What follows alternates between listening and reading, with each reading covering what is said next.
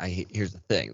This is the problem. This is the problem, that if Blake could have that big of a impression on her in just like one date, more so than she's had with all these guys the past like 3 weeks, these guys have a reason to be fucking pissed, because for some reason she likes him a whole lot more than them. Yeah, but let's be real here. This is not gonna last. Blake is not winning this thing. All right, I can't say anything. So I know you can't, but I think he's gonna make it far, and here's what I think. I think Katie's gonna fall for him pretty hard, and he's turning on the charm and saying all the right things, and they have great chemistry and whatever. I guarantee you, he gets down to the like last minute and jump ship and is like, I can't do it, I can't commit, when can't. You think he wants to be the Bachelor? I mean, I think everybody wants to be the Bachelor, right? But I don't think he might think he could be the Bachelor, but he can't. But I just think he's back and like whatever. Maybe he thinks he really likes Katie. Maybe Katie's his type, the kind of girl he's looking for. But I just could see him being the kind of guy that like gets into this whole thing.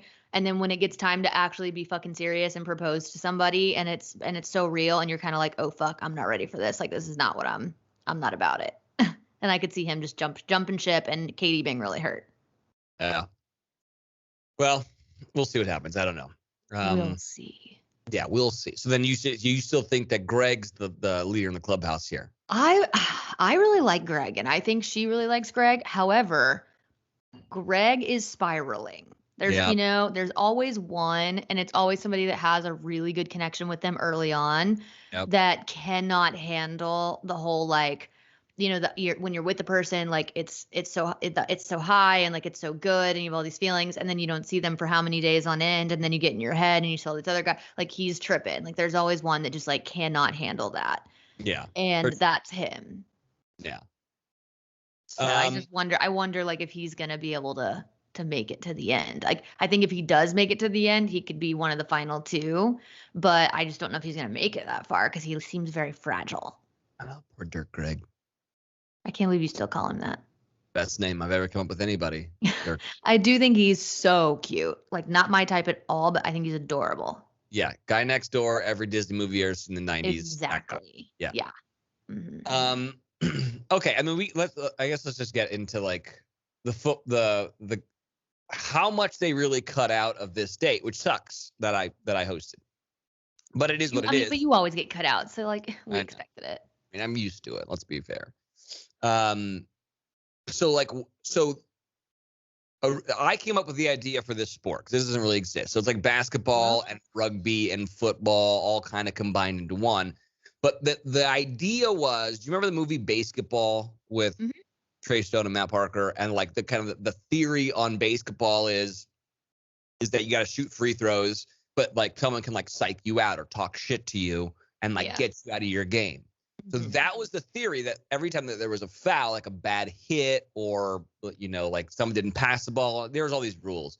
Every time there was a foul called by Paulie, referee, that they got to go shoot free throws and they got to talk trash. The other team got to talk trash and like kind of get them out of the game. So I explained the game to them, and then we go and like we do like limber up and everything. We actually had a professional rugby coach there to like teach these guys how to tackle correctly and everything. And then of course Franco did like his weird shit where he was like teaching them how to dance like the flamingo, like this. I don't even remember. They're like jumping around. You see that in the in credit roll, yeah. Yes. Yeah. And I'm like, what are we doing? Because I was I was literally just stood there with like no expression on your face during all of it. I was like, this is the most serious I've ever seen Wells ever. I was very confused as to what was going on. And then I explained them the psych out portion of the date. And so all of them, I made them all like go shoot free throws and have like other people like go talk shit to them. And like, so I started it off and I got Courtney. And so I was like, who the fuck spells their name with a Q? What the hell? Like making fun of that. And then being like, hey man, can't wait to see your ass in Mexico, because we all know that you're getting dumped soon. Like I was doing all that kind of stuff, trying to get him off his game. And then all the other guys would go up and they were too fucking nice. they wouldn't say anything mean. At some point, I was like, guys, this is supposed to be funny. No one's being funny here. Like, no one's like talking trash, like making fun of anybody. Like, come on, get it going. So they wouldn't really do it. And there's actually a bunch of like funny interviews that I did with Franco where it's like, because he talks like this and it's very like that. And I was like, yeah, they're all like in love with each other, Franco. And he's like, yes, they are. And it's like, I love you so much. I was like, I love you, Franco. And we're like doing that. It was like a really funny like back and forth. And if they kept that like the thing that they sucked at in, that whole thing would have been in there and it'd been really funny, but whatever. And then then the game starts. And like, by the way, the black team was beating that ass. Like, it wasn't even close. It was a good old fashioned ass whooping. And then all of a sudden, your boy Michael gets just speared in the back. And when that happened, we were like, okay, he's gonna have to go to the hospital. Like, can he move his legs? We were very concerned about that. But then I didn't even realize it, but there's like this whole thing of like, if you go to the hospital, you're off the show because that means you leave the bubble. Right. And so he was like, I don't want to leave. Like, I'll just take some pain pills or whatnot. And so he pulled some firefighter vibes on me, He was doing some like, what was me shit. And I was like, no shit for all it's worth, bro. Yeah, totally. So that was basically the date. Yeah. Who would you say picked out your wardrobe for this date? Oh, so well, did they not have any self tanner on hand to even out your insane thighs, like that are so white I'm blind? What are you talking?